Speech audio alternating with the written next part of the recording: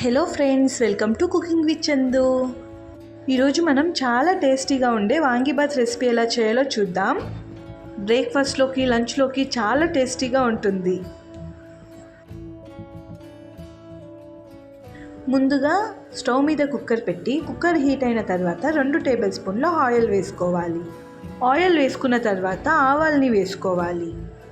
ఆవాలు చిటపటలాడిన తర్వాత ఒక సన్నగా కట్ చేసుకున్న ఆనియన్, అలాగే 5-6 ఎండుమిర్చిని కట్ చేసుకొని వేసుకోవాలి. ఆనియన్స్ మరియు పచ్చిమిర్చి వేసుకున్న తర్వాత onions light golden brown colour వచ్చేంత వరకు మనం ఫ్రై చేసుకోవాల్సి ఉంటుంది.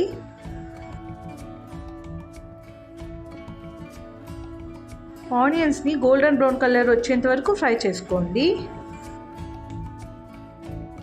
ఆనియన్స్ ఫ్రై అయిన తర్వాత సన్నగా కట్ చేసుకున్న ఒక టమాటో, అలాగే వాంగీబాత్కి యూజ్ చేసే వంకాయల్ని సన్నగా కట్ చేసి వేసుకున్నాను.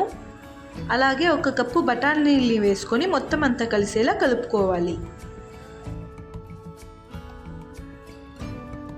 మొత్తం అంతా కలిసేలా ఒకసారి అంతా కలుపుకోండి. ఆ తర్వాత మీ టేస్ట్కి తగినంత సాల్ట్ మరియు పసుపుని వేసుకొని కలుపుకోవాలి. మొత్తం అంతా ఒక ఆయిల్లో ఒక 5 నిమిషాల పాటు ఫ్రై చేసుకోండి.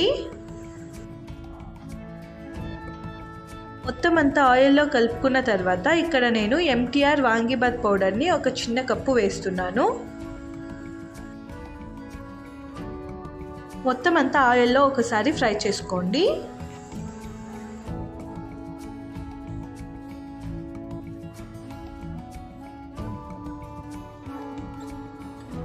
ఇలా మొత్తం అంతా ఆయిల్లో ఒకసారి ఫ్రై చేసుకున్న తర్వాత వాటర్ వేసుకోవాలి.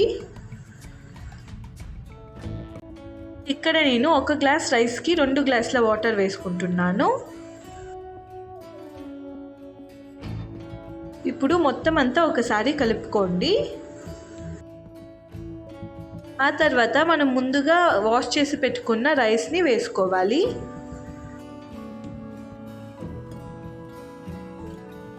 ఇప్పుడు మొత్తం అంతా కలిసేలా ఒకసారి కలుపుకోవాలి.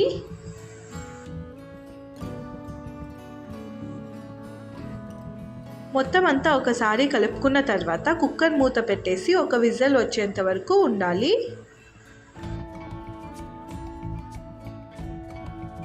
ఒక విజిల్ వచ్చిన తర్వాత మూత ఓపెన్ చేసి చూస్తే ఎంతో టేస్టీగా ఉండే వాంగీబాత్ రెడీ.